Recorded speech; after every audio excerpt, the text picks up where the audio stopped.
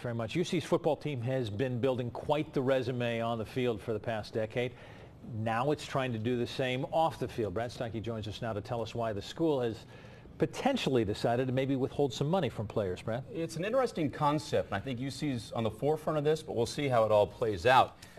It's all about accountability. UC football coach Tommy Tuberville is considering a system that would hold back some of an athlete's so-called cost of attendance money if they violate team or school policy, or if they fail to meet academic standards. Now, not all schools give that kind of a stipend, but UC would be allowed to implement the plan because it is already written into their scholarship, the coach, on how it all would work.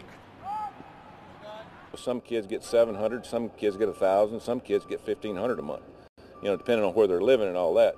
But what we do is we hold some back for the end of the semester that we want to give them as a lump sum.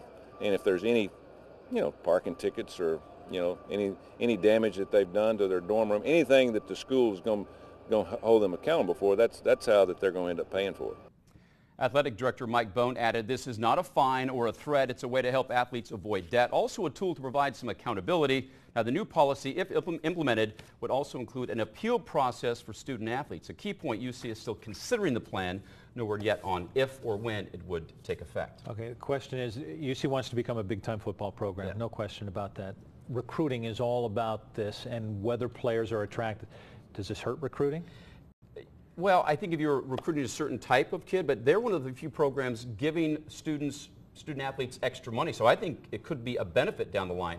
Beforehand, they know what they're going to be held accountable for if they violate team policy. That's when they lose that money. If you go about things the right way, and I think that's who they want to bring into this program, guys who abide by rules and who are accountable, then you're going to stick around the program and get that extra money. If you have to go home to, for a relative that's sick or something like that, that's what that money is intended for. Not decided yet. Yeah.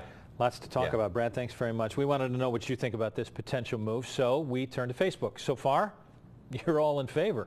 Steve says if they want to get paid, then there should be some consequences for not doing their job.